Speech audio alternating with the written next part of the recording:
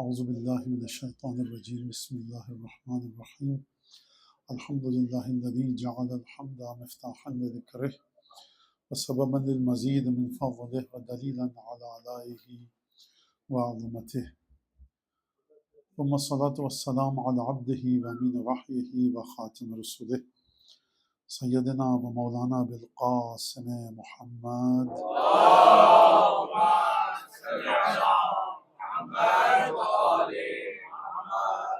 وعلى أهل بيته الطيبين الطاهرين الذين أذهب الله عنهم الرجس وطهرهم تطهيرا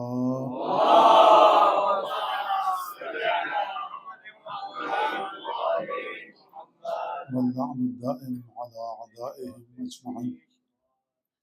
أما بعد فقد قال الله الحكيم في كتابه المجيد أعوذ بالله من الشيطان الرجيم قل لا أسألكم عليه أجرا إلا المودة في القربى ومن يقترب حسنة نزد له في حسنة. صدق الله العلي العظيم. درود بجے محمد و آل محمد.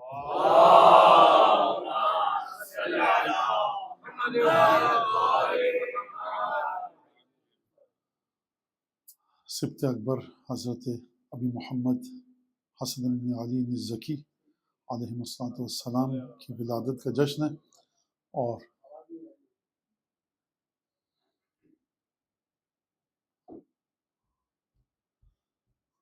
رسول خدا کے سبت اکبر بڑے نواسے کی ولادت کا جشن ہے، اور سب سے پہلے تو خود حضرت حجت کی بارگاہ میں ایک نذرانہ مبارکباد پیش کرتے ہیں کہ مولا آپ کو مبارک ہو کہ آپ کے امام زمانہ کے ننیالی جد ہوتے ہیں امام حسن علیہ السلام، کیونکہ امام باقر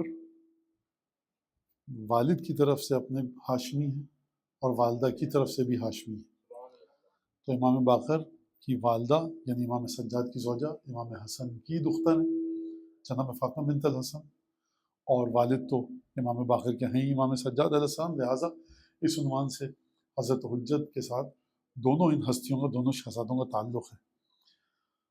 اور یہ دونوں شہزادے یعنی سید الشہداء حضرت امام حسین علیہ السلام اور امام حسن مجتبیٰ سبت اکبر، ان دونوں کی جو خصوصیت ہے روایات کے مطابق، اور اگر میں یہ کہوں کہ عالم اسلام میں متفقہ ترین جن کی محبت پر رسول خدا کے بعد مسلمان متفق ہیں، جناب سیدہ امیر المومنین امام حسن اور امام حسین متفقہ طور پر.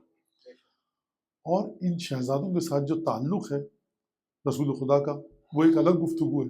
قیامت میں ان کے ساتھ جو تعلق اور محبت و مودت اپنے اثرات کو دکھائے گی، روایات میں حدیثوں میں جو اس پر بات کی گئی ہے وہ ایک الگ گفتگو ہے.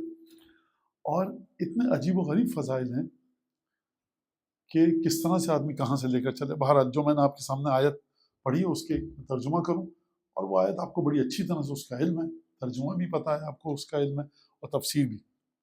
سورہ شورا کی آیت ہے کہ جس میں خداوند تبارک و تعالیٰ ارشاد فرما رہے ہیں کہ قُلْ لَا أَسْأَلُكُمْ عَلَيْهِ أَجْرًا إِلَّا الْمَوَدَّةَ فِي الْقُرْبَى.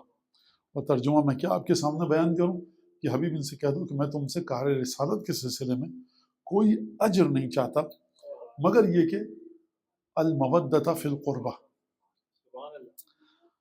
المودۃ فی القربہ کا مطلب آپ کیا ہے سب کو پتہ ہے کہ میرے رشتہ داروں سے محبت کرو. یہ مطلب نہیں ہے المودۃ فی القربہ کا. عربی کے مطابق خداوند تبارک و تعالیٰ یہ کہہ سکتا تھا قُلْ لَا أَسْأَلُكُمْ عَلَيْهِ أَجْرًا إِلَّا مَوَدَّةَ الْقُرْبَى. خدا نے یہ نہیں کہا، خدا نے فرمایا المودۃ فی القربہ. المودۃ فی القربہ کا معنی عرش پہ ہے اور مودۃ القربہ کا معنی زمین پر ہے. المودہ کا معنی اگر آپ کو سمجھنا ہے تو جا کر آپ زیارت اہل یاسین پڑھیے، اور زیارت اہل یاسین کے بعد ایک دعا ہے، اس دعا کو جا کر آپ پڑھیے، اس گتھی کو وہ دعا سلجھائے گی. المودہ کا معنی کیا؟ المودہ جب مودت پہ الف لام آئے یعنی محبت اور مودت اور عشق و تعلق اور قلبی لگاؤ کا جتنا بھی مادہ ہے، جتنا بھی سبسٹنس ہے، خبردار کسی اور کے پاس لے کر مت جانا، جتنا ہے رسول کے گھر والوں کو دو. یعنی رتی برابر بھی آپ کے دل میں جو مودت ہے وہ سب کی سب کس کا حق ہے؟ رسول خدا کا۔ لہٰذا یہ آپ کو کہاں پر نظر آتا ہے؟ یہ آپ کو نظر آتا ہے شہداء کربلا میں، یہ آپ کو نظر آتا ہے ابوالفضل عباس میں، یہ آپ کو نظر آتا ہے جناب حر میں۔ میں مثال دینا چاہ رہا ہوں، اس لیے ایک جملہ کہہ کر آگے بڑھ جاؤں گا۔ 30,000 کے لشکر کو ایک آدمی چھوڑ کے آ رہا ہے، صبح کو اس کو پتا ہے میں مر جاؤں گا، میرے بیوی بچے کوفے میں ہیں، گھر والے کوفے میں، حسین بن علی کو دعا دے دیجئے تاکہ بیوی بچوں کو میرے کوئی مشکل نہ ہو، گزند نہ پہنچے، تکلیف نہ ہو، کوئی اذیت نہ کرے۔ عبید اللہ بن زیاد، گھر والے کہاں پر ہیں، بیوی بچے کہاں پر ہیں؟ المودۃ فی القربہ، اگر حسین کو ضرورت ہے میں آ جاؤں گا، یہ مسئلہ۔ اس کے بعد آپ کو جو روایات کے حساب سے المودۃ فی القربہ وہ کہاں پر نظر آئے گی؟ خدا سے دعا ہے کہ آپ کو آپ کی زندگی میں نظر آ جائے، وہ ہے ظہور امام زمانہ۔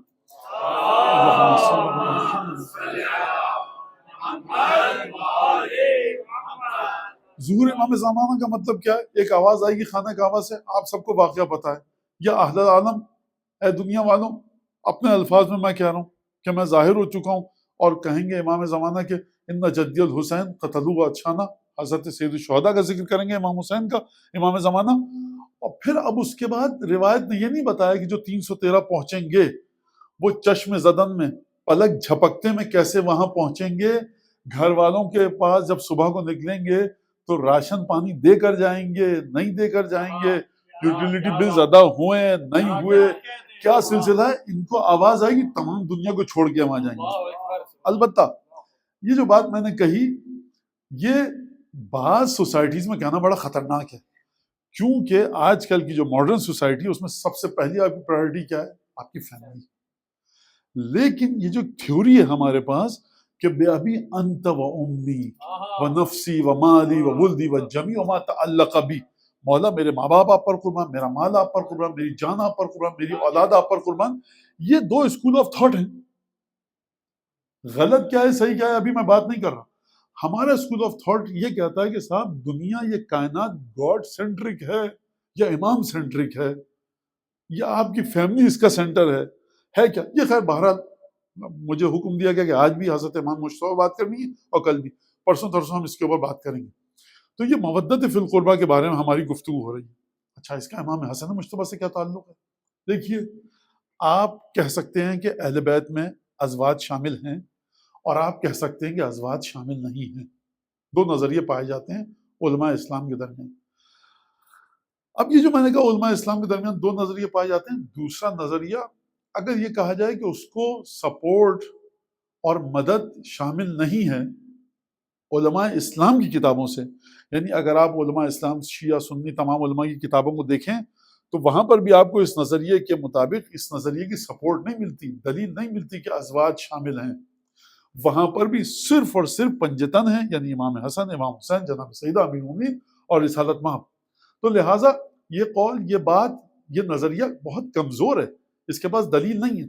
لیکن اگر کوئی کہے کہ صاحب ہم اپنی مرضی سے کسی اور کو بھی شامل کر لیں، تو چاہے آپ شامل کیجئے کسی کو یا نہ کیجئے، ازواج کو آپ شامل کریں یا نہ کریں، یقینی طور پہ یہ بات واضح ہے کہ نسل رسول خدا انہی دونوں شہزادوں سے چلی ہے، اور وہ رسول اللہ کہ جو لوگوں کی عزت اور آبرو اور حیثیت کا خیال کرتے ہیں، ان سے جب رسول خدا کی ایک زوجہ نے ان سے گفتگو کی کہ کیا آپ خدیجہ کو یاد کرتے رہتے ہیں، کہا کہ خدیجہ نے میری اس وقت مدد کی جب دنیا نے مجھے ٹھکرایا، اس وقت اپنے مال کو مجھے دیا جب میرے پاس مال نہیں تھا، رزقت منہا ولدن، اور خدیجہ سے مجھے میری اولاد ملی ہے۔ کوئی بڑی بات نہیں ہے صاحب، یہ تو خدیجہ سے اولاد ملی تو ہر انسان کو ایک نہیں تو پہلی نہیں تو دوسری بیوی، بہرحال دوسری تو تیسری بیوی، کسی اولاد مل جاتی ہے، مل گئی آپ کو اولاد۔ تو یہ اس بات کو خدیجہ کی فضیلت کے طور پر بیان کرنے کا فلسفہ کیا ہے؟ خوب توجہ کیجئے گا، بیوی سے اولاد ملتی ہے آپ کو، مل گئی خدیجہ سے، اس کو اتنا بڑا چڑھا کہ بات کرنے کی ضرورت؟ بات کرنے کی ضرورت اس لیے رسول خدا کو کہ جناب خدیجہ کے ذریعے جو اولاد ملی ہے رسول اللہ کو، وہ معمولی اولاد نہیں ہے، وہ خدا کا وعدہ ہے جو خدیجہ کے ذریعے پورا ہوا ہے۔ جب رسول خدا اپنے بیٹے کو دفن کر کے آئے جنت المعلیٰ میں، تو یا جنت المعلات جو قبرستان تھا، طاہر، قاسم اور ابراہیم، یہ 3 رسول خدا کے بیٹے تھے۔ ابراہیم ماریہ قبطیہ کے بطن سے تھے، کہہ سکتے تھے رسول خدا۔ خوب توجہ کیجیے گا، فرمایا کہ مجھے خدیجہ کے ذریعے اولاد ملی، ماریہ کے بھی ذریعے اولاد ملی آپ کو، تو یا رسول اللہ جناب ابراہیم جو تھے ان کا آپ نے ذکر کیوں نہیں کیا؟ بات رسول خدا یہ نہیں فرمانا چاہ رہے کہ مجھے اولاد ملی، یعنی وعدہ وہ جو پورا ہوگا خدا کا وہ خدیجہ کے ذریعے ہوگا، اور جو پہلے مرحلے پر جو وعدہ پورا ہوا ہے خدا کا انا آتیناک الکوثر کی صورت میں، ہم آج اس ہستی کا جشن منائیں، سبط اکبر حضرت ابی محمد امام حسن مجتبیٰ علیہ الصلوۃ والسلام۔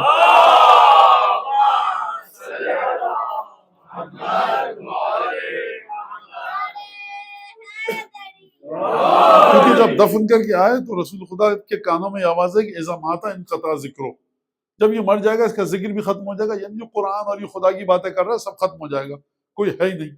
رسول خدا کے دل کو یہ بات بڑی گراں گزری، تکلیف ہوئی، حزن اور اندوہ، ملال۔ رسول خدا نے کسی روایت میں نہیں ملتا کہ رسول خدا نے نماز پڑھی ہو، کہا کہ خدا دیکھیے کیا کہہ رہے ہیں، تو ان کو ذرا ایک سبق سکھا، اور انہوں نے میرے خلاف کیسی بات کی ہے کہ جب میں مر جاؤں گا میرا ذکر ختم ہو جائے گا، تو پروردگار میری تجھ سے دعا ہے۔ کوئی ہمیں روایت کم از کم میں نے نہیں دیکھی، لیکن خدا کا تعلق ایسا ہے رسول خدا کے دل کے ساتھ کہ جو تکلیف رسول خدا کو دل کو گزرتی ہے، خدا کہہ رہا ہے لَقَدْ نَعْلَمُ أَنَّكَ يَضِيقُ صَدْرُكَ بِمَا يَقُولُونَ، حبیب ہم جانتے ہیں کہ تمہارے دل پر بوجھ آ جاتا ہے جو یہ تمہارے بارے میں بری باتیں کرتے ہیں۔ خدا یہ نہیں کہہ رہا کہ تم نے ہم سے مناجات میں کہا، تم نے شکایت کی، ہر پیغمبر کی آپ کو شکایت ملے گی قرآن میں خدا سے، اگر نہیں ملے گی تو آپ کو رسالت مآب کی شکایت نہیں ملے گی۔ رسالت مآب پر جتنے ظلم کیے کفار مکہ نے، قریش نے، مدینے میں منافقوں نے جو ساتھ میں تھے، پیچھے نماز پڑھتے تھے، سازشیں کرتے تھے، انہوں نے ہر طرح کی اذیت و ایذا پہنچائی رسول خدا کو، لیکن رسول خدا نے کبھی شکایت نہیں کی۔ دل میں کیفیت آئی، خدا کہہ رہا ہے ہم جانتے ہیں کہ یضیق صدرک بما یقولون، ہم جانتے ہیں تمہارا دل یضیق، ضیق کا مطلب کیا ہے؟ دل پہ جب دباؤ آئے اور دل پہ ایک گرہ گزرے، تکلیف ہو، دل ٹوٹ جائے آپ کا، یضیق صدرک کا معنی یہ ہم جانتے ہیں۔ خدا تو جانتا ہے تو اس کا مطلب ہے کیا؟ آواز آئے گی ہم تسلی دینا چاہتے ہیں، اگر ہم علم رکھتے ہیں تو یقین رکھو کہ ہم تمہیں یہ جو تمہارا دل چھوٹا کر رہے ہو نا تم اپنا، جو تمہارے دل پہ گرہ گزر رہا ہے، تکلیف ہو رہی ہے، اس کا علاج ہم بھیجیں گے۔ کس طرح سے بھیجا؟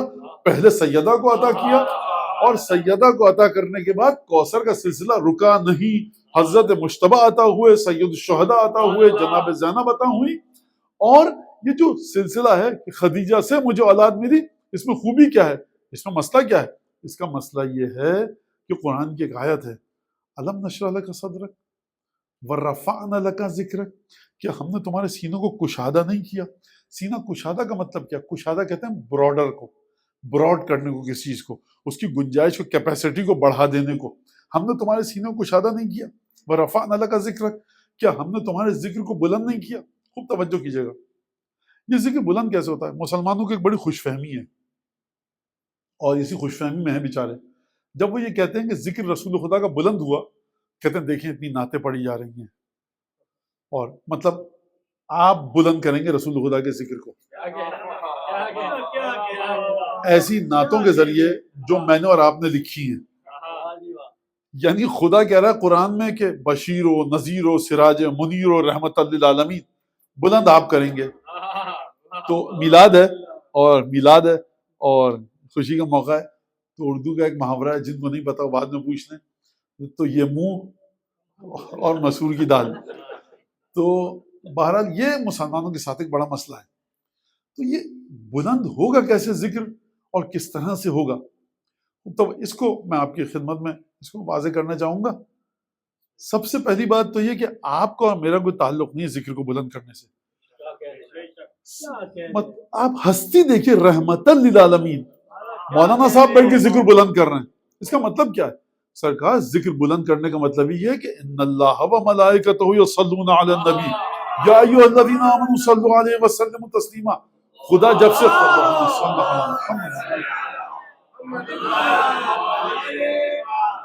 خدا جب سے خدا ہے، خدا جب تک خدا رہے گا، اس وقت تک جب تک اللہ یہ اللہ ہے، ان اللہ و ملائکتہ، مسلسل خدا درود بھیج رہا ہے رسول خدا پر۔ بلند ذکر یہ ہے، اور جب خدا درود بھیجے گا رسول خدا پر، ملائکہ بھی درود بھیج رہے ہیں خدا پر، تو یہ ملائکہ خدا نے استثناء نہیں کیا، ایگزیمپٹڈ نہیں ہے کوئی فرشتہ اس بات سے. ان اللہ و ملائکتہ، پلورل ہے یہ، جتنے بھی ملائکہ ہیں خدا کے وہ سب کے سب درود بھیجتے ہیں کس پر؟ رسول خدا پر. اب اصول کافی میں ایک حدیث ہے، واقعاً انسان معصومین کی باتوں کو جب دیکھتا ہے، جو ارشادات آئیں اور حدیثیں آئی ہیں، تو انسان کا تھاٹ پروسیس پورا ادھر سے ادھر ہو جاتا ہے، اور انسان کہتا ہے میں کیا سوچ رہا تھا، معصوم کیا فرما رہے ہیں. اصول کافی میں حدیث ہے، وہ اس وقت آج بتانے کا وقت نہیں، ورنہ تو پھر وہ امام حسن السلام کا ذکر رہ جائے گا. اس کے مطابق اس میں چھٹے امام نے بیان فرمایا ہے کہ اس کا معنی کیا ہے کہ جب تم کہتے ہو السلام علیکم یا رسول اللہ، سلامتی ہے رسول خدا پر، امام بالکل ایک الگ معنی بیان فرما رہے. جس طرح سے آپ نے ایک آیت سنی، الیوم اکملت لکم دینکم واتممت علیکم نعمتی ورضیت لکم الاسلام دینا. امام باقر علیہ السلام جب ہشام کے دربار میں گئے ہیں شام، تو ہشام نے پوچھا امام سے کہ یہ آپ کو، امام باقر پانچویں امام، تو وہاں پر آرچری کا مقابلہ ہو رہا تھا، اور امام 50-55 سال سے زیادہ کا سن ہو چکا ہے اور پریکٹس میں نہیں ہے. امام تھکے ہوئے آئے مدینے سے دمشق سیریا. بچوں کے لیے کہہ رہا ہوں، بزنس کلاس میں بیٹھ کے نہیں آئے تھے، اونٹ پہ بیٹھ کے آئے تھے، گھوڑے پہ بیٹھ کے آئے تھے، 50+ ایج ہے، تھکا ہوا آدمی ہے. جب امام نے 9 تیر چلائے، 9 کے 9 تیر جو آپ کہتے ہیں بلز آئی میں جا کر لگے ہیں. 50 سال سے زیادہ کا انسان پریکٹس کر کہتا ہے آپ نے من این تعلمت الرمایا، یہ سیکھی کب آپ نے؟ کیونکہ جاسوس تو ہم نے چھوڑے ہوئے ہیں اور ہم مسلسل دیکھ رہے ہیں کہ آپ کے گھر میں کیا ہو رہا ہے. یہ آپ نے سیکھا کب؟ کہا کہ ہم کچھ سیکھتے نہیں ہیں، یہ وراثت ہے. کہا یہ آپ کے پاس رسول کی وراثت کہاں سے آ گئی؟ تو امام نے غدیر والی آیت پڑھی کہ الیوم اکملت لکم دینکم واتممت علیکم نعمتی. اس واقعے کو اگر آپ دیکھیں، امام جو تشریف فرما رہے ہیں اتممت علیکم نعمتی کی، امام نے اپنے بارے میں کہا وہ نعمت ہم پر تمام ہوئی ہے. اب یہاں سے سنیے بات کو، غدیر کی نعمت آپ پر تمام ہوئی ہے ایک اور انداز سے، امام باقر پر تمام ہوئی ہے ایک اور انداز سے. جتنے بھی روح امیر المومنین میں کمالات تھے وہ خود بخود پہنچے امام باقر تک. یہ اتمام نعمت ہے امام باقر کے حوالے سے. اور ہم پر اتمام نعمت کیسے ہوئی کہ سب ہماری ولادت پاک ہوئی، ہماری جنت جہنم کا مسئلہ حل ہوا، ہمیں دین ملا. تو امام نے، آپ نے غور فرمایا کہ امام باقر السلام نے اس آیت پہ جب گفتگو فرمائی اتممت علیکم نعمتی، تو بات ہی الگ کر رہے ہیں ایک بالکل جدا انداز سے. تو یہ ایک خاصیت ہے معصومین کی گفتگو کی کہ جب معصومین آ کر گفتگو کرتے ہیں تو آپ کے ویژن کو بڑا ایک براڈر اور آپ کو ایک نیا ہورائزن کھول کے دیتے ہیں، ایک نیا افق کھول کے دیتے ہیں معصومین. لہٰذا یہ آپ کے ذہنوں میں رہے کہ السلام علیکم یا رسول اللہ. اگر میں بھول جاؤں تو مجھے یاد دلا دیجیے گا، انشاءاللہ کہ شبوں کے بعد پھر ہم بات کریں گے اس کے اوپر. تو سب سے پہلے تو خدا کا وعدہ پورا ہوا. خدا نے کہا کہ ہم تمہارا ذکر بلند کر رہے ہیں. کہاں پر؟ آسمانوں میں. کیسے بلند کیا ذکر؟ اس طرح سے کہ ان اللہ و ملائکتہ. زمین پر کیسے بلند ہوگا ذکر؟ آپ کے مولانا یہ تو سمجھ میں آ گیا، لیکن اگر زمین پر جو خدا کہہ رہا ہے کہ بلند ہوگا ذکر، کیونکہ کفار نے کہا تھا اذا ماتا انقطع ذکرو، جب یہ مر جائے گا اس کا ذکر بھی مر جائے گا. خدا کہہ رہا ہے رفعنا لک ذکرک، زندہ نہیں کیا خدا نے ذکر کو. صرف زندہ ہونا ایک مرحلہ ہے، زندہ کرنے کے بعد بلند کرنا ایک اور مرحلہ ہے. ایک شخص جو بسترے پہ لیٹا ہوا ہے، بیمار ہے، چل پھر نہیں سکتا، وہ زندہ ہے لیکن بلندی کے مرحلے پر نہیں ہے. اگر وہ ڈاکٹر ہے، انجینئر ہے، اکاؤنٹنٹ ہے، وہ کام نہیں کر پا رہا، بیچارہ بسترے پہ بچھونے پہ اپنا بیمار ہے، علیل ہے، مریض ہے، وہ کوئی کام نہیں کر پا رہا. تو یہاں پر بات یہ نہیں ہو رہی کہ ذکر کو زندہ رکھیں گے، زندہ بھی رکھیں گے، بلندی بھی عطا کریں گے. تو اب آپ نے یہاں تک آپ میرے ساتھ آ گئے. ذکر کو خدا زندہ بھی رکھے گا، بلندی بھی عطا کرے گا. یہ خدا کس کے مقابلے میں کہہ رہا ہے؟ ان کفار کے مقابلے میں، ملعونوں کے، کہ جو یہ کہہ رہے تھے کہ جب یہ مر جائے گا نعوذ باللہ تو اس کا ذکر بھی ختم ہو جائے گا. تو خدا نے کس طرح سے زندہ رکھا؟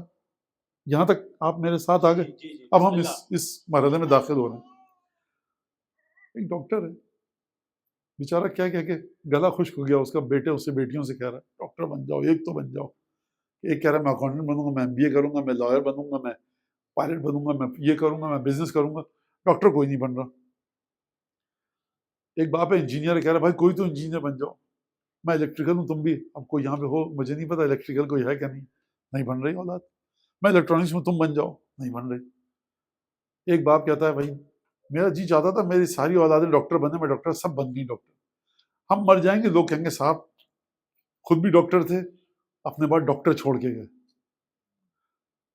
نوحہ خان ہے ایک، مرثیہ پڑھتا ہے، کہتا میں نے سکھا دیا مرثیہ پڑھنا بچوں کو، مانا ہم مرنا تو سب کو حق ہے، ہم مر جائیں گے تو یہ پڑھے گا، لوگ کہیں گے فلاں نے مرثیہ پڑھنا ہے تو ان کا یہ۔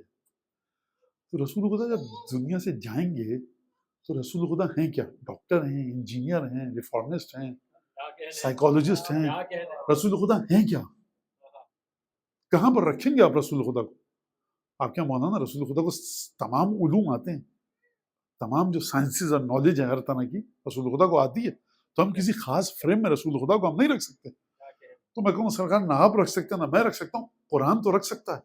رسول خدا کی پہلی صفت یہ رحمت للعالمین، دوسری صفت یہ بشیر، تیسری صفت ہے نذیر، چوتھی صفت ہے سراج منیر، روشنی دینے والا چراغ، پانچویں صفت ہے داعین اللہ باذنہ، اللہ کے اذن سے رسول اللہ لوگوں کو خدا کے رستے کی دعوت دیتے ہیں۔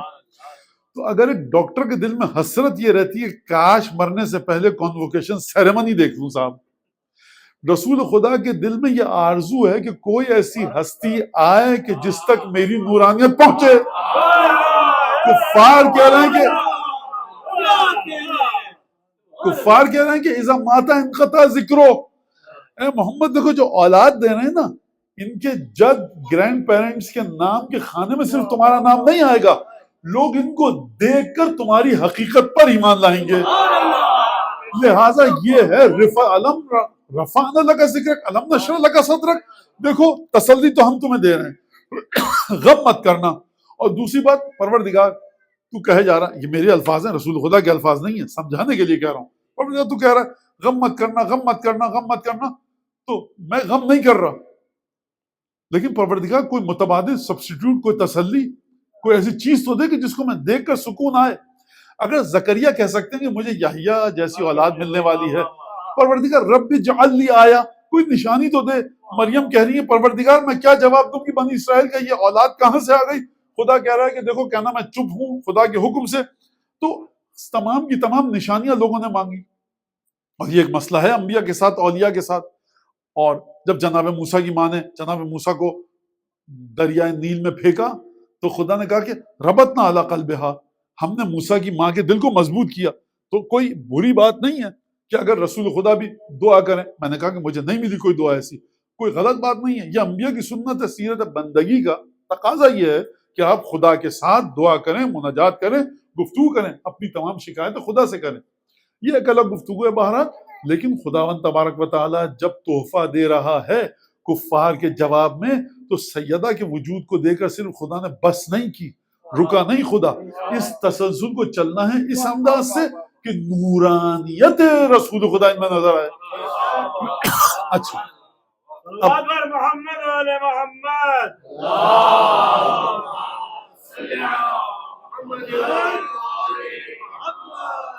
اب ہمارے پاس ایک حدیث ہے،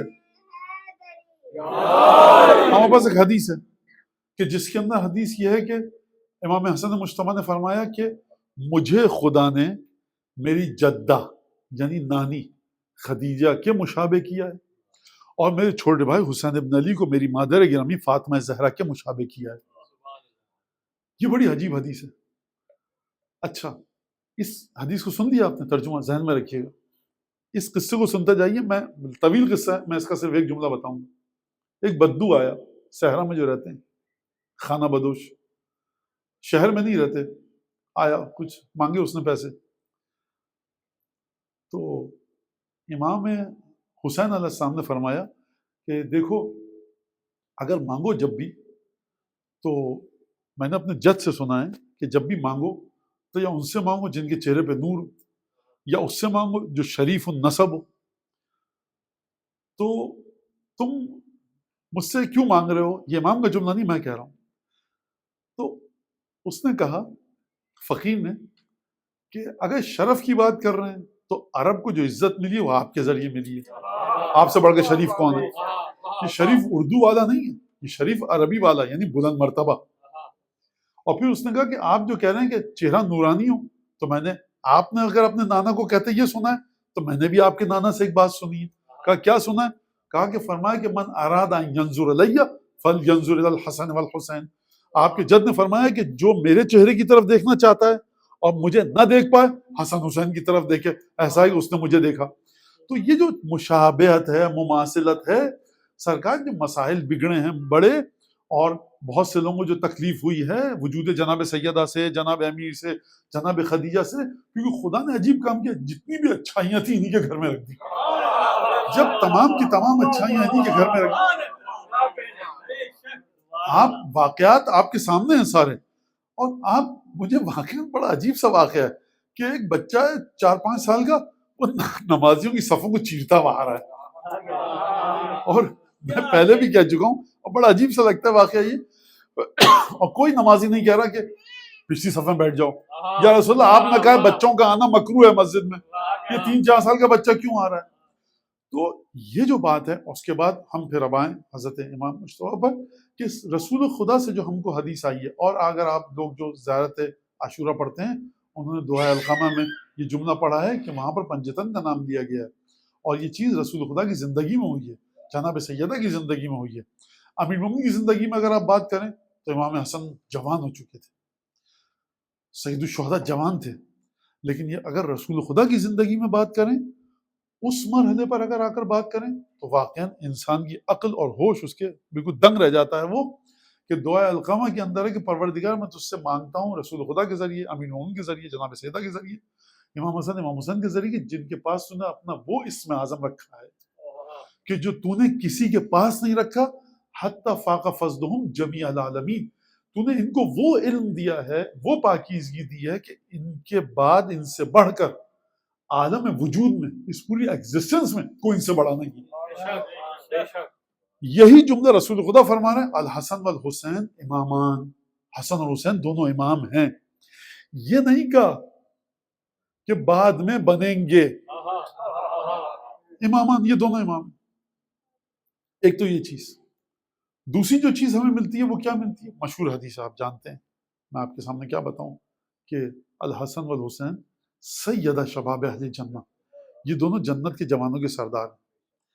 تو کوئی کہہ سکتا ہے کہ دیکھیے مولانا امامان بعد میں بنیں گے، جنت کے جوانوں کے سردار ہیں کہ رسول اللہ صلی اللہ علیہ وسلم، اس کا مطلب یہ تھا کہ شرط تقوی ہے. اب تقوی تم دیکھنا حسن کا اور حسین کا تقوی پہ رہیں گے تو یہ حدیث ویلڈ ہوگی، ورنہ تو مرتے وقت دیکھنا کہ ان کے موت ایمان پر ہوتی ہے نہیں. تو مولانا اس کا تو کوئی سمجھ میں، یہ حدیث اتنی طاقت نہیں رکھتی. قرآن کی آیت طاقت رکھتی ہے کہ نہیں رکھتی؟ حدیث پہ آپ کو اعتراض ہے تو قرآن پہ آ جائیے. خداوند تبارک و تعالیٰ جب عیسائی آئے اور انہوں نے کہا کہ عیسیٰ اللہ کے بیٹے ہیں، مباہلہ آپ کو پتہ ہے سب کو، تو خدا نے کیا کہا اس آیت کے اندر کہ اے حبیب فمن حاجک فیہ من بعد ما جاءک من العلم، آیت آپ سب کو یاد ہے، تو تم کہنا کہ فقل تعالوا، لے کر آؤ ابنانا و ابناکم و نسانا و نساکم و انفسنا و انفسکم، تم اپنے بیٹوں کو لے کر آؤ، ہم اپنے بیٹوں کو لے کر آئیں گے، تم اپنی عورتوں کو لے کر آؤ، ہم اپنی عورتوں کو لے کر آئیں گے، تم اپنی جانوں کو لے کر آؤ، ہم اپنی جانوں کو لے کر آئیں گے. ٹھیک ہے، جا کیوں رہے ہیں؟ ثم نبتہل فنجعل لعنۃ اللہ الکاذبین، گڑ گڑا کر ہم دعا کریں گے خدا کی بارگاہ میں، جس کے بعد کہیں گے کہ جھوٹوں پر خدا کی لعنت ہو. جب جھوٹوں پر خدا کی لعنت ہو ہم کہیں گے تو جو جھوٹا ہوگا اس پر لعنت آ جائے گی. اور جب رسول خدا کا یہ واقعہ آپ کو یاد ہے بالکل اچھی طرح سے، اس لیے میں جلدی بتا رہا ہوں، اذا دعوت فآمنوا، جب میں دعا مانگوں تو تم سب آمین کہنا. یعنی حسن مجتبیٰ کی زبان اتنی پاک و پاکیزہ ہے کہ رسول خدا فرمایا میں دعا کروں تم آمین کہنا. تو یہ ہے روح حضرت امام مجتبیٰ. قرآن مجید زبان کی برائیوں کے اوپر گفتگو فرما رہا ہے. قرآن مجید نے جھوٹ کی مذمت کی، قرآن مجید نے غیبت کی مذمت کی، قرآن مجید نے بہتان اور تہمت کی مذمت کی. قرآن، اچھا آپ تہمت نہیں لگاتے کسی پہ، بہت اچھی بات ہے، آپ بہتان نہیں لگاتے، آپ جھوٹ نہیں بولتے ماشاءاللہ سے، آپ غیبت نہیں کرتے، زبان پاک ہو گئی. قرآن ایک اور مرحلے پہ آگے گفتگو کرتا ہے. قرآن فرمایا یا ایھا الذین آمنوا قولوا قولا سدیدا. ایک بات ہے، جھوٹ بھی نہیں ہے، غیبت بھی نہیں ہے، تہمت بھی نہیں ہے، بہتان بھی نہیں ہے، افترا بھی نہیں ہے. آپ کسی پہ کوئی جھوٹا ایلیگیشن نہیں لگا رہے، لیکن آپ کا قول قول سدید نہیں ہے۔ قول سدید کا مطلب کیا؟ بات کرو تو مضبوط کرو، اس کے اندر کئی معنی نہ نکلیں، اس کے اندر ایسی باتیں نہ ہوں کہ آپ، میں مثال دیتا ہوں، اپنے مولانا وہ صاحب ہیں جانتے ہیں آپ ان کو، اچھے آدمی ہیں، میں کہوں کیا کہیں بس اب رہنے دیجئے، ہو گئی بات۔ مولانا آپ کہاں سے آ رہے ہیں؟ ان کے گھر سے آ رہے ہیں، اچھا تو کچھ چائے وائے پلائی، آگے بس اب رہنے دیے، کیا بتائیں، آپ نے غیبت کر دی، میں نے غیبت کر دی کیونکہ بات پہنچا دی۔ قول سدید کیا ہے؟ قول سدید یہ کہ بات اتنی مضبوط ہو، بات ایسی ہو کہ اس کے اندر کوئی شائبہ نہ ہو خدا کی ناراضگی کا، اور سمجھنے والا بالکل واضح سمجھے، اور آپ شریعت اور اخلاق رسول خدا، اخلاق قرآن کے مطابق بات کریں۔ تو زبان کی برائیوں میں صرف جھوٹ اور غیبت اور تہمت اور الفحش من القول، سب و شتم نہیں ہے، ناروا نازیبہ کلمات، بلکہ قول سدید بھی ہے کہ بات آپ کی کنکریٹ ہو، مستحکم ہو، اسٹرانگ ہو، اس میں اسٹرینتھ ہو کہ جس کے ذریعے بات سمجھنے والا سمجھ جائے اور آپ بھی کسی گناہ میں ملوث نہ ہو۔ تو تمام کی تمام برائیوں سے آپ کی زبان کو نجات حاصل کرنی ہوگی، تب یہ زبان کیا اس قابل بنے گی کہ آپ رسول کی دعا کے ساتھ آمین کہہ سکیں؟ تب بھی یہ اس قابل نہیں ہے، تب بھی اس قابل نہیں ہے۔ اگر آپ نے یہ کہا کہ نہیں مولانا تہمت، جھوٹ، غیبت، فحش من القول نہ ہو تو کافی ہے، سرکار آپ نے تو پورے مدینے کے صحابیوں کے اوپر، یعنی پورے مدینے میں کوئی نہیں تھا ایسا کہ جھوٹ نہ بولتا ہو، فحش بات نہ کرتا ہو۔ اگر یہ معیار ہے تو 100 150 ہزار لوگوں کو جانا چاہیے تھا۔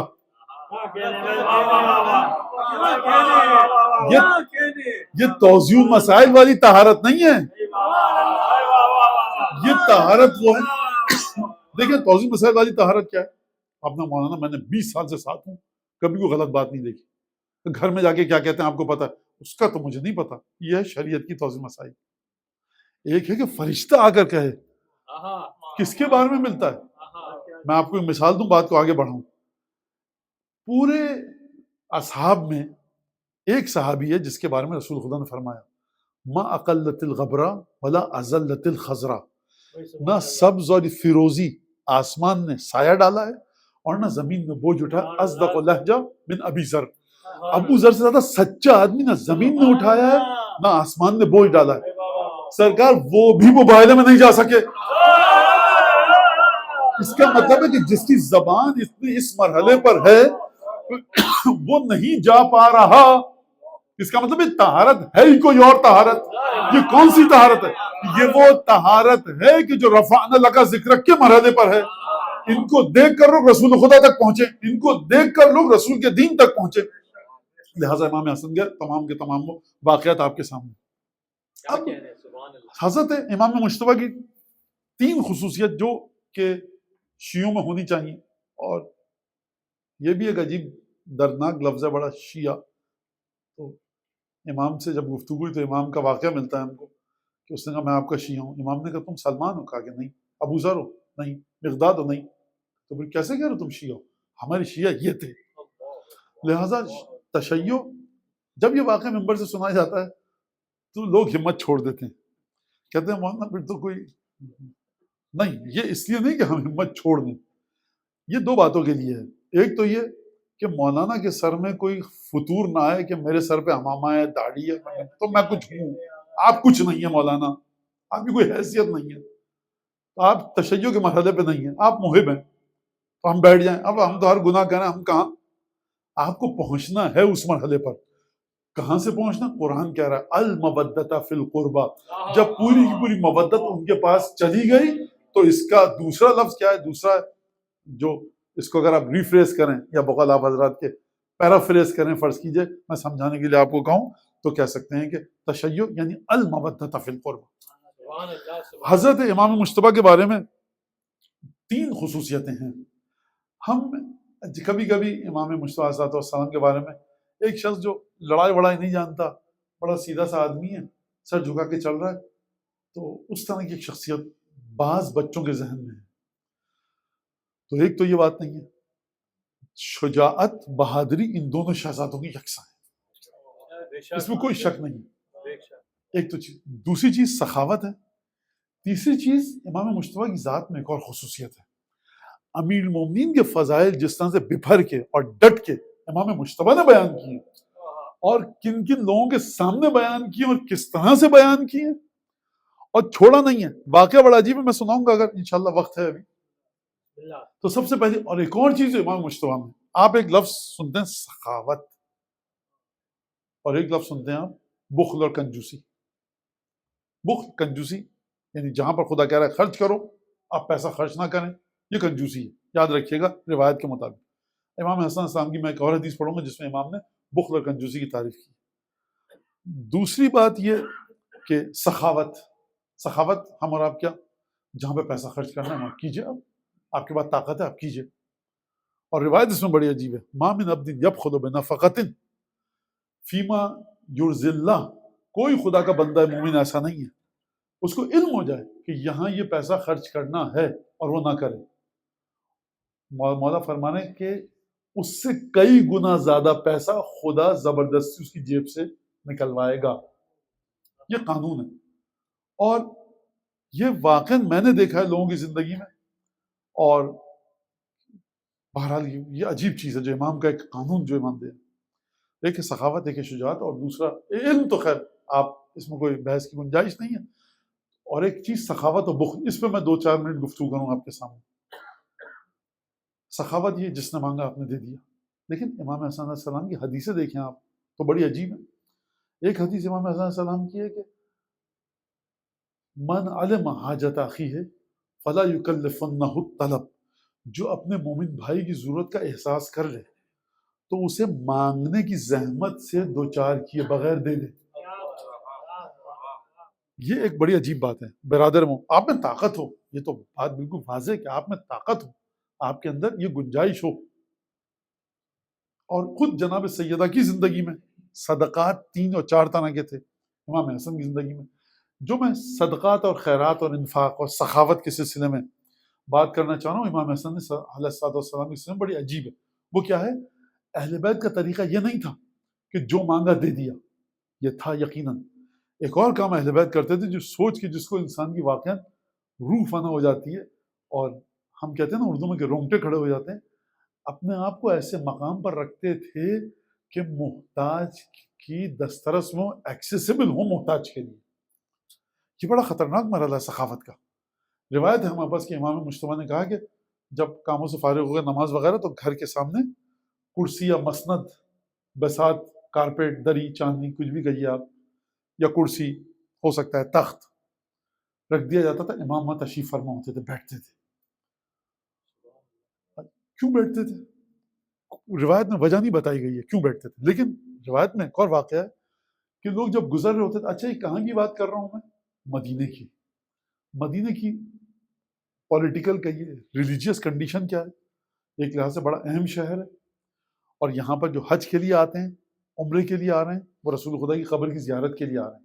خوب توجہ کیجیے گا، امام حسن کو کوئی شوق نہیں ہے کہ وقت بیٹھ کے اپنا نعوذ باللہ من ذالک تلف کریں، ضائع کریں، بیٹھیں کرسی پہ، نعوذ باللہ گفتگو ہو رہی ہے فضول کی. یہ امامت کی شان نہیں ہے. پھر کیوں بیٹھتے تھے؟ یعنی ورفعنا لک ذکرک. یہ مدینے میں جتنے بھی لوگ ہیں نا، ان کو دیکھ کر تم صاحب قبر تک نہیں پہنچ سکتے جس کی قبر یہاں پر ہے. ہماری شکل دیکھو گے تو تمہیں سمجھ میں آئے گا رسول خدا یعنی کیا.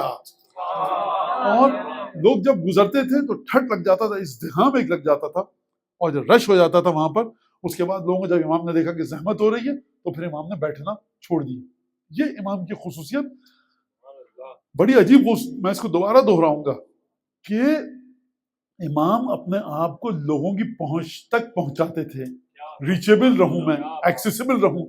یہ سخاوت ہر انسان کے پاس ہو سکتی ہے کہ جس نے مجھ سے مانگا میں نے دے دیا، آپ سے جس نے جو مانگا آپ نے دے دیا. لیکن ایک دفعہ ایسی جگہ پر جانا کہ جہاں پر غریب، غربا، فقراء، مساکین ہیں. اور اگر ہم یہ کہیں کہ اگر ہم ائمہ کی حدیثوں میں جا کر سوسائٹی کے بارے میں بات کریں، سوشل سائنسز جو ائمہ نے بیان کی، یا اس کو ہم نے سوشالوجی، عمرانیات، اجتماعیات، معاشرہ بنتا اور سنورتا کیسے ہے، بگڑتا اور سنورتا کیسے ہے، برباد کیسے ہوتا ہے، تو آپ حدیثوں میں جا کر دیکھیے کہ معاشرہ کیسے برباد ہوتا ہے. دنیا بھر سے مسائل پوچھے جاتے ہیں، میں اس کو 2 جملے کہہ کے آگے بڑھوں کہ مولانا یہ فطرہ ہے، رشتے دار رہتے ہیں پاکستان میں، انڈیا میں، ان کو بھیج دیں، کتنا فطرہ نکلے گا آپ کا؟ 50 30 40 $100؟ نہیں مولانا، 100 نہیں، 20 30 $40 نکلے گا۔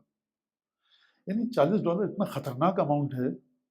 اچھا گلف میں بھی یہی حال ہے، پورے شیعوں کا یہی حال ہے کہ میں یہاں آسٹریلیا والوں کو نہیں کہہ رہا، مولانا یہ دنیا بھر سے، آپ کو پتا، آپ کو واٹس ایپ ہے، آپ کو پتا بھی نمبر کہاں کا ہے، کہ مولانا یہ ابھی فطر شرعی مسئلے کو اگر آپ پوچھیں کوئی حرج نہیں ہے، مولانا اس وقت میں فطر دے سکتا ہوں، شرعی مسئلہ ہے پوچھیے۔ لیکن اگر کوئی شخص یہ کہے کہ فطرہ میں نکال دوں، میری سیلری ایسی ہے کہ میں اس سے کئی گنا صدقہ خیرات اپنے گھر والوں خاندان والوں کو دے سکتا ہوں، تب بھی ان کو فطرے پہ ٹرخا رہا ہوں، یہ وہ صدقہ ہے کہ جو امام کو پسند نہیں ہے۔ خوب توجہ کیجیے گا، آپ کی شان کتنی ہے، آپ کی حیثیت کتنی ہے صدقے کے حوالے سے، یہ وہ صدقہ ہے کہ جو بڑی بہترین طریقے سے بلاؤں کو دور کرتا ہے، اس بات کو سمجھیے گا۔ لہٰذا ایک اماؤنٹ ہے ایسا، گلف سے بھی ہمارے پاس یہ سوال آ رہے ہوتے ہیں، مولانا فطرہ دے دیں، کتنا ہے؟ فرض کیجیے کہ $20 آپ سامنے رکھیے ذرا، $20 $20، ہم گلف کی بات کر رہے ہیں۔ اس کے بعد دیکھیے کہ یعنی واقعا میری سیلری ایسی ہے کہ میں $200 اگر میری سیلری ہے، میں رمضان کو بھائی تو اپنے رشتہ داروں کو بھیج دیا، فطرہ ہم کسی کو بھی دے دیں گے جو مومن ہمارے شہر میں ہوگا۔ تو یہ ایک مومنین دیکھیں، اور یہ اس حد تک گھر کے اندر برکتیں لاتا ہے صدقہ اور خیرات کرنا، اس حد تک کہ ہم سوچ نہیں سکتے کہ روایت میں کس طرح سے ہے۔ آپ مومنین کو دیکھیں گے کہ مولانا یہ دعا پڑھنی ہے 4 گھنٹے میں پڑھی جائے گی، تو 2 گھنٹے کر کے پڑھ سکتے ہیں، نجف میں پڑھ سکتے ہیں، کربلا میں یہ دعا 1 گھنٹہ لگے گا۔ لیکن آپ کبھی مومن کو نہیں دیکھیں گے کہ وہ صدقے اور خیرات کے بارے میں پوچھیں گے زیادہ سے زیادہ کیسے دیا جا سکتا ہے۔ آپ مراجے کے واقعات دیکھیں جا کر، آغا خوئی مر چکے ہوتے، موت آ گئی تھی انہیں بچپنے میں، طبیعت جب خراب ہوئی تھی، ان کے والد نے صدقہ دیا تھا، خواب موجود ہے، اور اس کے بعد جو آغا خوئی کی دادی زندہ تھی اور آغا خوئی کی والدہ اس وقت زندہ تھی، اور انہوں نے کہا آغا خوئی کے والد سے، حضرت علامہ سید علی اکبر خوئی، علی اکبر موسوی خوئی، جا کر تم صدقہ دو اور پھر جا کر ان کا دعا کرو۔ عجیب خواب دیکھا، بڑا طویل واقعہ ہے، اور یہ آغا خوئی کی زبانی نقل ہوا ہے۔ تو صدقے و خیرات کی بڑی ایک اہم یہ مسئلہ ہے۔ اگرچہ امام کی زندگی میں کوئی گناہ ایسا نہیں ہے، ایسا تو کیا کسی بھی قسم کا گناہ نہیں ہے جو صدقے کے ذریعے امام جس کو ٹالنا چاہیں برے اثرات کو، لیکن صدقہ دے رہے ہیں تو اپنے آپ کو محتاجوں کے درمیان لے کے جاتے تھے، اپنے آپ کو مستحقین کے درمیان لے کر جاتے تھے امام حسن مجتبیٰ علیہ السلام، اور تمام ائمہ کا یہ طریقہ تھا۔ ایک تو سخاوت کا بالکل ایک الگ تصور ہے امامت کی۔ دوسری چیز بہادری و شجاعت۔ بہادری و شجاعت کے سلسلے میں اگر ہم دیکھیں تو ہمیں جو سند ملتی ہے بہادری کی، وہ جنگ جمل ملتی ہے سب سے پہلے، اور اس کا جنگ صفین۔ سید الشہداء کا واقعہ نہیں ملتا ہمیں کوئی۔ مولانا یہ آپ نے کیا کہہ دیا، مولانا حسین کیا بہادر نہیں تھے؟ میں کہہ رہا ہوں واقعہ نہیں ملتا۔ امام اگر امام ہے تو بہادری میں کوئی اس کی کلام نہیں ہے، بحث کی گنجائش نہیں ہے، واقعہ ملتا ہے۔ خوب توجہ کیجیے گا، یہاں سے تاریخ کے ایک بہت بڑے لوپ ہول کو سمجھیے، آپ بہت بڑی کمزوری کو سمجھیے۔ امام حسین نے قیام کیوں کیا؟ اس لیے کہ یزید جو تھا وہ کھل کے گناہ کر رہا تھا۔ امام حسن کیوں خاموش رہے؟ کیونکہ امام حسن کے زمانے میں جو بادشاہ تھے وہ کھل کے گناہ نہیں کر رہے تھے۔ سرکار کس نے کہا کہ امام حسن چپ رہے؟ جس لشکر کو نامکمل چھوڑا تھا جناب امیر نے خطبہ دیا ہے، 13 یا 14 یا 10 11 12 13 14 ایسی ڈیٹ رہی ہوگی کہ جس میں مولانا نے خطبہ دیا جناب امیر نے کہ میں ماہ مبارک رمضان ختم ہونے کے بعد لشکر کو تیار کروں گا اور دوبارہ صفین کے مقام پر جاؤں گا آخری حملہ کرنے کے لیے۔ 19 رمضان کو ضربت لگ گئی مولا کو، جس کے بعد شہید ہو گئے، ورنہ لشکر تیار تھا۔ امام حسین کوفے میں نہیں تھے، نخیلہ گئے ہوئے تھے جو آج کے سعودی عرب میں ہے، وہاں پر چھاؤنی تھی، اور امام حسین اور عبداللہ جعفر طیار اپنے داماد اور دونوں بیٹوں کو 30,000 کے لشکر کے ساتھ روانہ کیا تھا کہ عید کی نماز پڑھا کر میں بھی تم سے ملحقوں گا، کہ اس ملعون نے خدا لعنت کرے اس کو اور اس کے اتباع کو، اس کے چاہنے والوں کو، اور ہمیں تمام دشمنان اہل بیت کی رتی برابر بھی مودت محبت عطا نہ فرمائے، ذرہ برابر سافٹ کارنر ہمارے دل میں نہ ہو۔ تو لہٰذا یہ واقعہ ہوا۔ جیسے ہی امیر المومنین شہید ہوئے، امام حسن مجتبیٰ نے خطبہ دیا، ایک تعزیتی خطبہ، اور اس تعزیتی خطبے میں صرف اور صرف فضائل پڑھیں جناب امیر المومنین کی۔ یہ خصوصیت ہے امام مجتبیٰ کے وجود کی کہ صرف اور صرف فضائل کا جو ذکر آپ کو ملے گا وہ امام مجتبیٰ نے جس طرح سے دفاع کیا. میں 2-3 واقعات پڑھوں گا. یہ بتاتا ہے کہ بہادری امام مجتبیٰ کی. یہ جو میں کہہ رہا ہوں نا آپ سے بہادری بتاتا ہے، یہ گستاخی ہے میری نظر میں، لیکن میں کیا کروں کہ اسی کے ذریعے میں نوجوانوں کو سمجھا. اور یہ بتاتا ہے امام کی شجاعت کو. دنیا میں کسی چیز میں طاقت ہی نہیں ہے کہ امام کی بہادری کو بتا سکے. آپ کہتے ہیں حضرت عباس کی بہادری یہ ہے کہ یوں چلے گئے، نہیں ہے یہ بہادری. بات اس سے آگے کی ہے. تمہارے پاس 30,000 کا لشکر تھا تو ہم کیا کرتے؟ تم 3 لاکھ کا لشکر لاؤ، تم 3 کروڑ کا لشکر لاؤ، یہ تو لڑنا تھا نا. اگر حسین ابن علی کہتے ہیں ابوالفضل عباس یہ نیزے تلواریں گڑے میں، ان پہ چھلانگ لگا دو، بسم اللہ یا علی، کود جائیں گے. تو آپ ان واقعات کے ذکر یہ شجاعت کا پیکر ہیں، یہ پیرامیٹرز ہیں. یہ ہمارے پاس واقعات ہی آئے ہیں. خدا نے سب سے بڑی کیا چیز خلق کی ہے؟ Living thing, dinosaur. انسان دیکھتا ہے دہل جاتا ہے، اب تو نہیں. خدا نے اتنے بڑے ابھی تک اس سے بڑا خلق کر سکتا ہے خدا یا نہیں کر سکتا ہے؟ تو آپ جو دیکھ رہے ہیں اس کو مت سمجھیے کہ خدا کی خلقت یہیں تک ہے، اس سے آگے کی چیز ہے. لہٰذا امام مجتبیٰ، جمل کا واقعہ اور صفین کا، جمل کے واقعے تو لہٰذا امام مجتبیٰ نے فوراً جیسے امام المومنین شہید ہوئے لشکر تیار کیا ہے، تیاری کی، جنگ ہوئی. کمانڈرز جو تھے، جو فوج کے بڑے بڑے عہدیدار تھے، ہائیلی ڈیزگنیٹڈ تھے امام کی فوج میں، ان کو شام والوں نے خرید لیا. غداری ہوئی. جب غداری ہوئی تو اب یہ بڑا حساس مرحلہ، امام نے جنگ کی اور صلح کی پیشکش وہاں سے ہوئی ہے. صلح کی جو کنڈیشنز تھی وہ ایسی نہیں تھی کہ امام نعوذ باللہ رسوا ہو جاتے. صلح پر جو دستخط کیے ان شرائط کو دیکھیں تو جس نے صلح کے ڈاکومنٹس کو بھیجا تھا قیامت تک کے لیے اس کی حیثیت سامنے آ گئی کہ وہ کون سے کام کرتا تھا. اور صلح کے اوپر جو سگنیچر ہوئے وہ بتاتے ہیں کہ باطل پر کون تھا، حق پر کون تھا. خوب توجہ کیجیے گا، یہ جو صلح نامہ ہوا ہے اس نے نہیں بتایا کہ باطل کون ہے حق کون ہے. اس صلح نامے نے، خوب توجہ کیجیے گا، حساس جملہ ہے، بڑا سینسیٹیو جملہ ہے. اس صلح نامے نے یہ بتایا کہ مد مقابل کس لیول پر تھا، ریلیجیس کس لیول پر تھا، مورل ویلیوز کیا تھی، بالکل گرا ہوا انسان تھا. حق اور باطل کا فیصلہ صفین میں ہو چکا ہے عمار کی شہادت کے بعد. جب رسول خدا نے کہا تقتلک الفئۃ الباغیہ، بات ختم ہو گئی. بصرے سے لشکر آیا تھا. جب بصرے سے لشکر آیا امیر نے بھیجا کہ بھائی ہمارے ساتھ مل جاؤ، علی کے ساتھ لڑ رہے ہیں. جب وہ آیا رسول کے زمانے میں تھا، صحابی تھا، اس نے کہا یہ بتاؤ کہ عمار کہاں پر ہے؟ کہا کہ عمار نہیں آیا صفین میں، مدینے میں ہے، کوفے میں. کہا کہ عمار نہیں ہے. اچھا تو پھر آ جاتے ہیں. کسی نے خبر پہنچا دی کہ عمار علی کے لشکر میں. کہا چیک کر کے آؤ. نہیں خبر آ سکی. وہ جو بصرے سے سردار آیا تھا اس کو نہیں سمجھ میں آیا. بھائی خوب توجہ کیجیے گا، وہ شام کے لشکر سے پوچھ رہا ہے عمار ہے علی کے ساتھ کہ نہیں ہے. انہوں نے تو کہہ دیا کہ نہیں ہے، لیکن اس کو ایک شک تھا، سمجھ میں نہیں آیا. جیسے ہی اس کے جاسوسوں نے آ کر بتایا کہ عمار علی کے ساتھ ہے، اس نے کہا میں جا رہا ہوں. اس بیچارے کو وہیں پر قتل کر دیا گیا. یہ اگر کہا جا سکے مولا کا وہ محب ہے کہ جو تلوار چلائے بغیر شہید ہو گیا. اگر میں یہ کہوں شاید غلط نہ ہو. تو حق و باطل کا فیصلہ صفین میں عمار کی شہادت کے بعد ہو چکا. صلح حسن نے حق و باطل کو واضح نہیں کیا ہے. صلح حضرت ابی محمد سبط اکبر امام حسن ابن علی علیہ الصلوۃ والسلام نے واضح کیا ہے کہ یہ باطل گراوٹ کے کس مرحلے پر ہے. اس کو توجہ کیجیے. جناب امیر پر سب و شتم نہیں کیا جائے گا. بتا دیا آپ کس مرحلے پر ہیں. آپ اپنے بعد خلافت کسی اور کو اپوائنٹ کر کے نومینیٹ کر کے سکسیسر آپ کا کوئی نہیں بنے گا. ٹھیک ہے، یہ قرآن کے مطابق شرط ہے، قرآن کے خلاف ہے. اگر قرآن کے خلاف ہے تو آپ نے دستخط کیوں کیا؟ کون حسن ابن علی بھائی؟ ہم بھی ہماری طرح. اگر قرآن کے مطابق آپ نے مانا تو آپ اس وقت کیوں بیٹھے ہوئے؟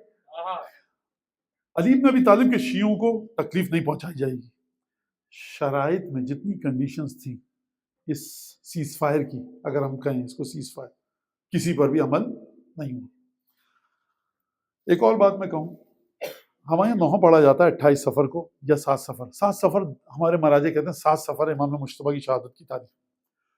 اس میں پڑھا جاتا ہے ایک نوحہ. اکثر مجھے نہیں پتا کہ وہ کس کا لکھا ہوا ہے. دیکھیے یہ پرابلم ہے بڑی کہ ایک بات کہتا ہوں اس کے نیچے کوئی کہتا ہے کہ کوئی ایک اس کے ساتھ تصویر جوڑ دیتا ہے, کوئی کلپ جوڑ دیتا ہے. اب انسان پریشان رہتا ہے مقرر کہ کسی کی حیثیت کو خدشہ پہنچانے کے لیے میں یہ بات نہیں کر رہا.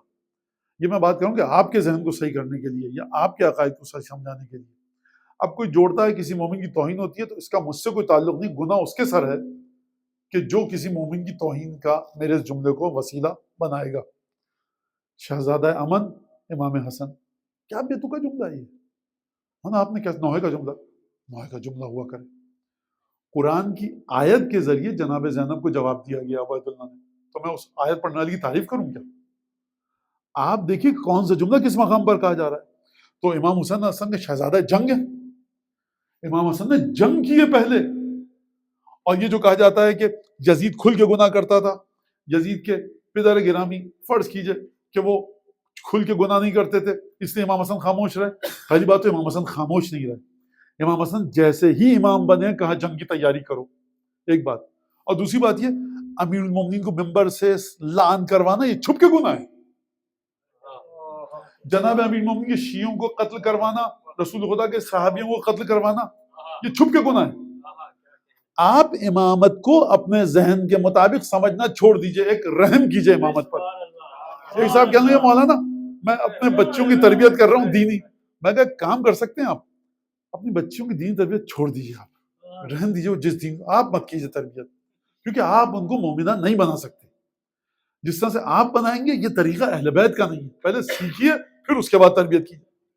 تو لہٰذا یہ بات کہنا بالکل غلط ہے کہ والد گرامی ان کے چھپ کے گناہ کرتے تھے, بیٹا جب آیا تو اس نے کھل کے گناہ کیا تو امام حسین پر واجب ہو گیا. قصہ یہ ہے ہی نہیں. قصہ یہ ہے کہ آسمان سے وصیت اتری تھی, 12 مہریں تھیں, غیبت نعمانی, غیبت توسی, اصول کافی, بے تحاشا روایت موجود ہیں کہ 12 مہریں تھیں. رسول خدا کے پاس جبریل آئے, کہا یا رسول اللہ یہ وصیت ہے آپ کے اہل بیت کے لیے جو علی ابن ابی طالب کی نسل سے ہیں. خلاصہ بتا رہا ہوں حدیث کا, جب آپ جائیے گا تو اپنے بعد جو امام بنے گا آپ کا خلیفہ اور جانشینوں کا سکسیسر ہوگا اس کو یہ ہینڈ اوور کیجئے, ٹرانسفر کیجئے. تو وہاں پر لکھا ہے کہ فتح علی, ایک کوئی بھی 12 میں سے ایک مہر سیل توڑی, اس پہ جو لکھا ہوا تھا جناب امیر نے اس کے مطابق عمل کیا. امام حسن نے جو لکھا ہوا تھا اس کے مطابق عمل کیا. لہٰذا یہاں پر یہ سلسلہ نہیں ہے کہ صاحب یہ دیکھا تو وہ دیکھا. اور پھر اس کے بعد صلح کے بارے میں جو میں یہ بات کر رہا ہوں کہ کمانڈر سارے پیچھے ہٹ چکے تھے اور فوج میں یہ ہو چکا تھا, یہ انسانی ذہن ہے کہ جو بتا رہا ہے امام کے جملوں سے مدد لے کر, لیکن حقیقتاً کیا وجہ تھی یہ امام نے بتایا ایک حد تک. صلح یہاں تک بات میرے خیال سے واضح ہو گئی صلح کے حوالے سے. علامہ اقبال نے بھی کہا ہے, وہ جو ان کا مشہور قصیدہ ہے مریم از ایک نسبت عیسیٰ عزیز سے نسبت حضرت زہرا عزیز, کہ مریم کو ایک نسبت ہے عیسیٰ سے تو اتنی عزت ہے, فاطمہ کو ایسی 3 نسبتیں ہیں, ایک نبی کی بیٹی ہیں, امام کی بیوی ہیں, اور حسن حسین کی ماں ہے, اور حسن حسین کی ماں ہے تو کیا 11 اماموں کی ماں ہے. تو یہ 3 نسبتیں اسی قصیدے میں. تو انہوں نے کہا امام حسن حسن کے بارے میں کہ تا نشیدت آتش پیکار و کین پشت پا زد بر سر تاج و نگین, تاکہ جنگ اور دشمنی کی آگ کو بجھایا جا سکے حسن مجتبیٰ نے ٹھوکر مار دی تخت و تاج کو. تو اقبال یہ تو کہہ کے چلے گا کہ یہ حسن کی ٹھوکر کے لائق بھی نہیں تھی چیز. یہ تو بات سمجھ میں آ گئی بادشاہت کی. لیکن یہ جو انہوں نے کہا تا نشینت آتش پیکار و کین, کہ بغض و نفرت کی آگ بجھ جائے, اس وجہ سے امام حسن نے صلح کی, یہ بات روایات سے ٹکراتی ہے. درود پڑھیں محمد آل محمد پر.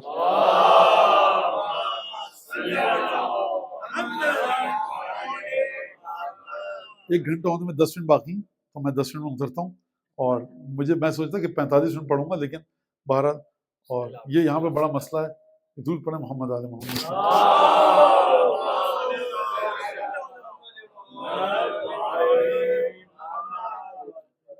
آواز بلند نعرہ صلوات.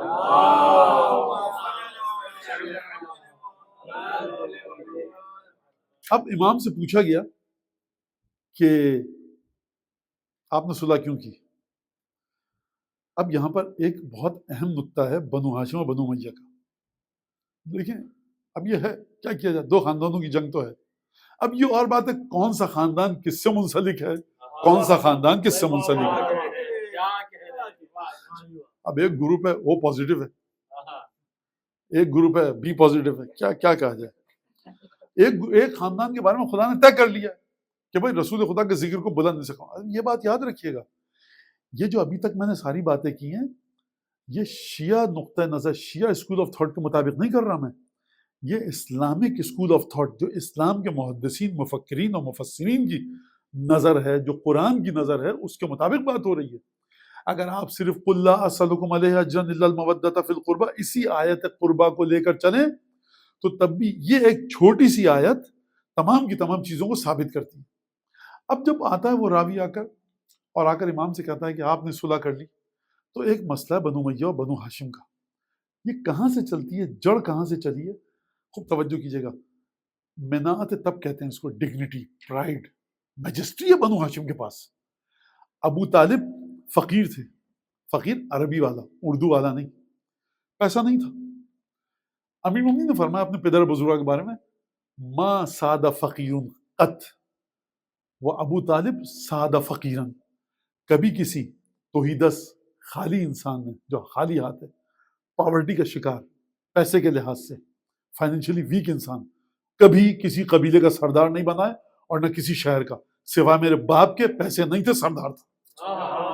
یہ ایک آپ کی پرائیڈ ہے, ایک آپ کا ایک عجیب قسم کا, یعنی آپ ایک ایڈمائریبل ایک چیز ہے یہ جو امیر المومنین فرما رہے ہیں.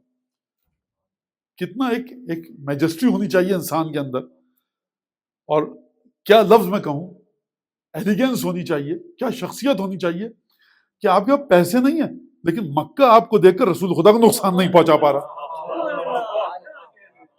آپ جواب دیجیے نا اس بات کا.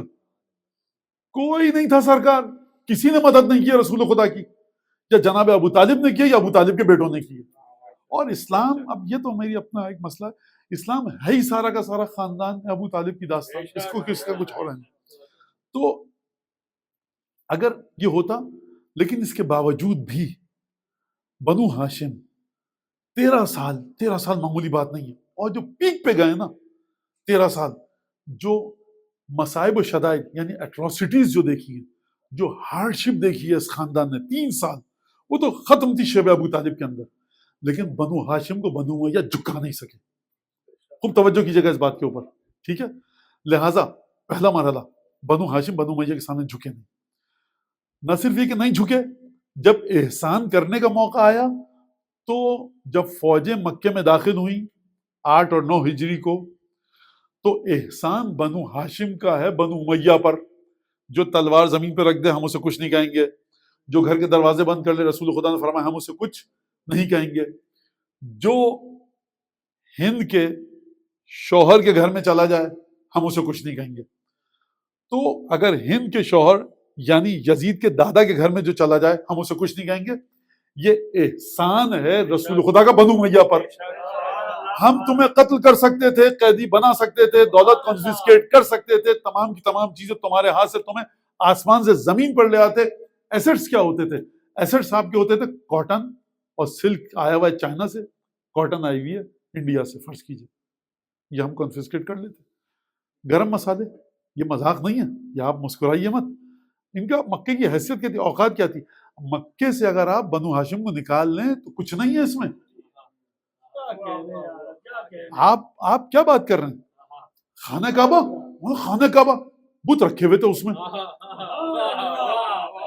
تو آپ ریئلٹیز بالکل عجیب ایک سلسلہ ہو چکا تھا.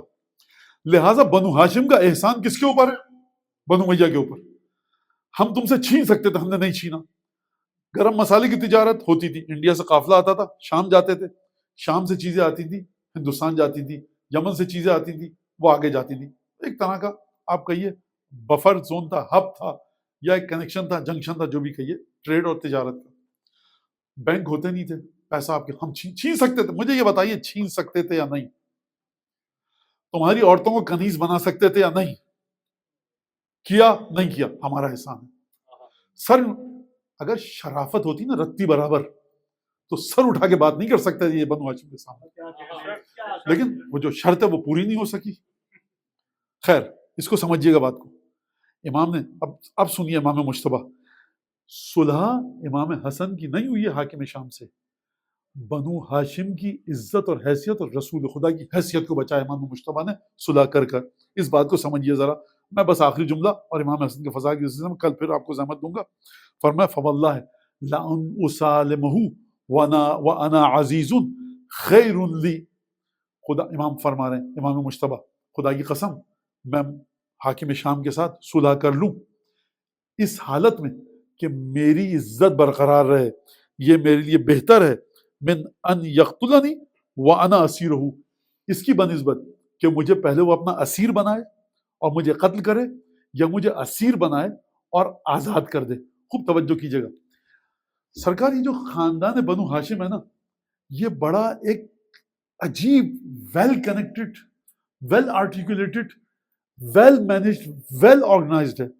اگر نعوذ باللہ من ذالک، یہ کیونکہ آپ بچے بیٹھے ہیں یہاں پر، ان کے لیول پہ میں آ کے بات کر رہا ہوں، اگر اب یہ بات میری ویو لینتھ ان کے ساتھ مل رہی ہے، ریزونیٹ کر پائیں یا نہیں کر پائیں، آپ اپنے بچوں کو بتائیے گا۔ خاکم بدھا نعوذ باللہ، اگر انہوں نے بنو ہاشم نے نعوذ باللہ جھوٹ بھی بولا ہے نا، تو آپ کو ماننا پڑے گا کہ یہ ان کی میموری، ان کا علم اس حد تک تھا کہ 1400 سال تک یہ نعوذ باللہ جھوٹ بولتے رہے، اور جو ان کا پہلا کہہ کر گیا وہی آخری کہہ رہا ہے، رتی برابر ڈفرنس نہیں آیا۔ جھوٹ بولنے والے کی میموری کمزور ہوتی ہے، کتنی چیزوں کو آپ سمجھتے رہیں گے۔ آپ مولانا آپ دیر سے، آپ کو 7 بجے آنا تھا، 9 بج رہے ہیں، ایکسیڈنٹ ہو گیا تھا، کہاں پر؟ وہ فلاں سگنل، اس فلاں روڈ پہ۔ مولانا یہ تو کلیئر دکھا رہا ہے، نہیں یہ اتنے بجے ہوا تھا، تو اتنے بجے تو یہ آپ کا کیمرہ یہ نہیں دکھا رہا، تو اتنے بجے ہوا تھا۔ مجھے کتنی جتن کرنے پڑیں گے ایک جھوٹ کو چھپانے کے لیے؟ 1400 برس معمولی ٹائم نہیں ہوتا سرکار، کہ جو ان کے پہلے نے کہا وہی آخری نے کہا وہی درمیان نے کہا۔ لہذا امام نے جو فرمایا لعن اسالم ہوا انیس وانا عزیز خیر ان یقتلنی وانا اسیر او یفکنی، امام نے فرمایا کہ میں صلح کر لوں اور میری عزت اور مقام اور عظمت باقی رہے۔ میری کا مطلب کیا؟ بنو ہاشم کی، کیونکہ بنو ہاشم کا ایک احسان ہے، کس پر؟ بنو امیہ پر۔ ہم تمہارے خاندان کو پڑخچے اڑا سکتے تھے، بغل بچوں کے رپ آف کر سکتے تھے، ہم کچھ بھی کر سکتے تھے، کرش کر سکتے تھے، اسمیش کر سکتے تھے، ہم نے نہیں کیا۔ احسان ہے ہمارا تم پر کہ نہیں ہے؟ ہم تمہاری ویلتھ لے سکتے تھے، تمہاری پرائڈ کو ختم کر سکتے تھے، ہم نے تمہیں ویسے ہی رکھا۔ آپ کو کوئی تاریخ میں واقعہ ملا ہے کہ بھائی آپ بنو امیہ والے تجارت نہیں کر سکتے، زمین پہ آ جاتے، پیسہ چھین لیا جاتا، کچھ نہیں رہتا، جیسا کہ کیا گیا۔ جناب سیدہ کو فائنینشلی ویک نہیں کیا گیا، زیرو پکڑ دیا گیا، باغ لے کر پیسے نہیں ہوں گے تو لوگ کیسے ان کے پاس آئیں گے؟ خوب توجہ کیجیے گا، تاریخ اسلام اتنی آسان نہیں ہے جتنی ہم اور آپ سمجھتے ہیں۔ رسول خدا نے یہ نہیں کیا۔ امام فرما رہے ہیں کہ میری حالت یہ ہو چکی تھی کہ مجھے اسیر کر لیتا اور قتل کرتا یا مجھے چھوڑ دیتا۔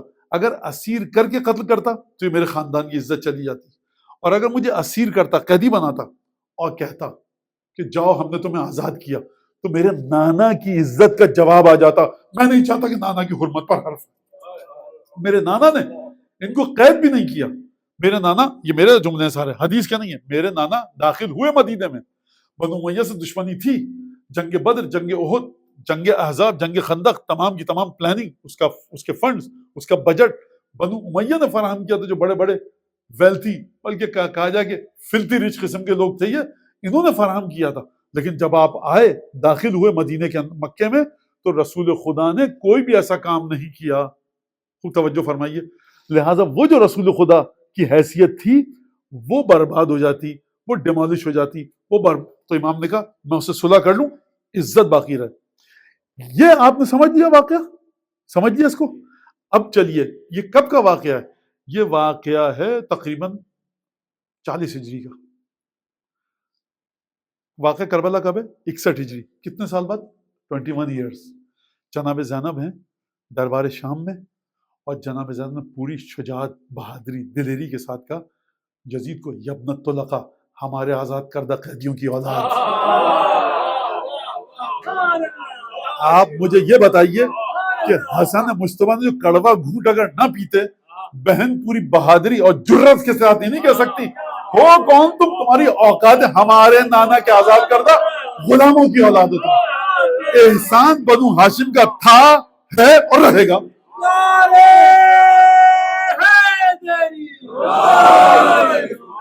یہ ہے سرکار وَرَفَعْنَا لَكَ ذِكْرَكَ. ہمیشہ رسول کا ذکر بلند رہے گا. کس کے ذریعے بلند رہے گا؟ حسن مجتبیٰ کے ذریعے، سید الشہداء کے ذریعے.